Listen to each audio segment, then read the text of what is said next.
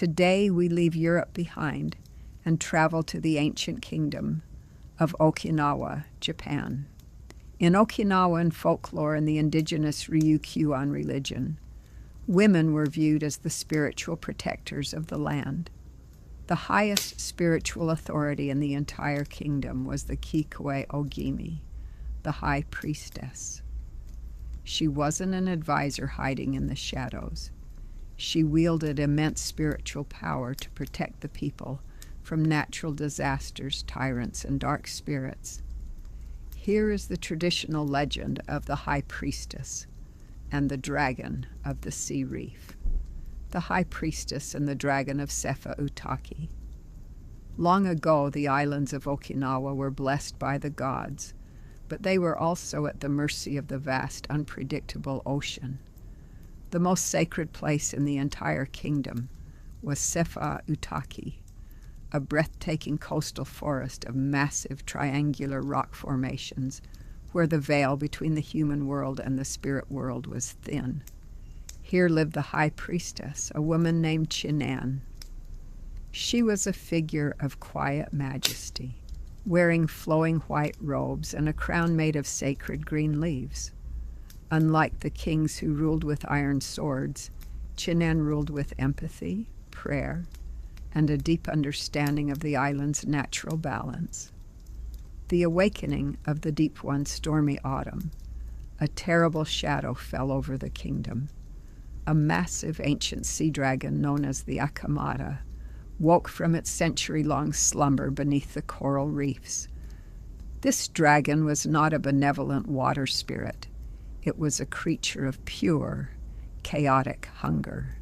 It began to smash merchant ships, swallow the fishermen's nets, and whip up massive salty typhoons that flooded the rice fields. The people were starving, and the village elders cried out in despair. The king of Okinawa gathered his bravest generals.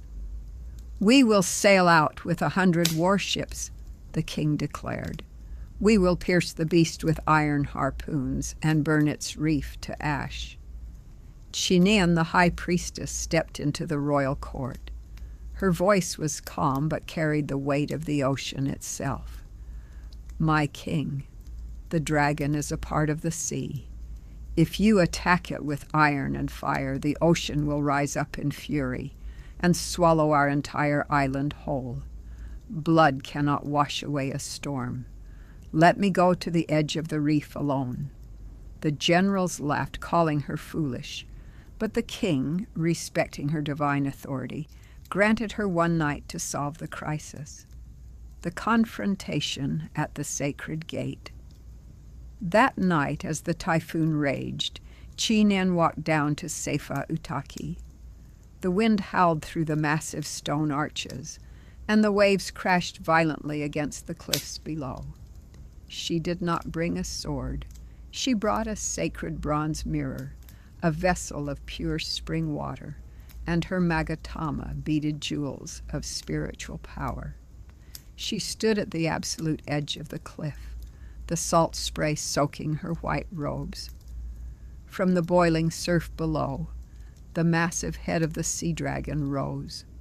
Its eyes were like burning green lanterns, and its scales clanked together like sheets of rusted iron.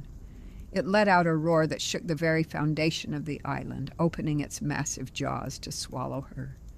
Chinan did not flinch. She did not run. Instead, she closed her eyes, raised her hands, and began to sing the song of the earth and sea. Her song was the Omoro Soshi, the ancient sacred chants of the island. Her voice didn't fight the wind, it wrote it. She sang of the beauty of the coral reefs, the birth of the islands, and the ancient pact made between the spirits of the deep and the first humans who sailed to Okinawa. As her voice echoed over the waves, something extraordinary happened. The fierce, chaotic wind began to die down. The jagged waves softened into a gentle rhythm. The dragon stopped its roar. Its massive, terrifying eyes blinked in confusion. For a century, humans had only ever thrown iron spears, nets and curses at it. It had never heard a soul speak or sing to it with absolute love and respect.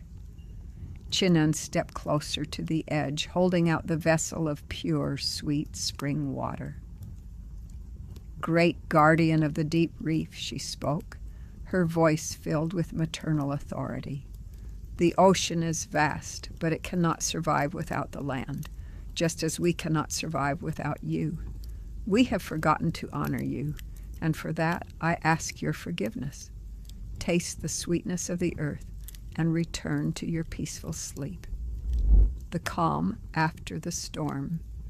The dragon lowered its colossal head until its snout was just inches from the High Priestess. It breathed a warm, misty sigh that smelled of deep-sea kelp. Then slowly the ancient beast leaned down and drank the spring water from her vessel. The green fire in its eyes faded into a soft, calm glow. With a graceful turn of its massive body, the dragon dove back into the ocean, its tail gently splashing the water. The clouds parted and the bright moonlight washed over a perfectly peaceful, silver sea. When the sun rose the next morning, the fishermen found the waters teeming with fish, and the ruined rice fields were blessed by a gentle, nourishing morning dew. The king and his generals stood on the cliffs in awe, realizing that the High Priestess had saved their entire civilization without spilling a single drop of blood.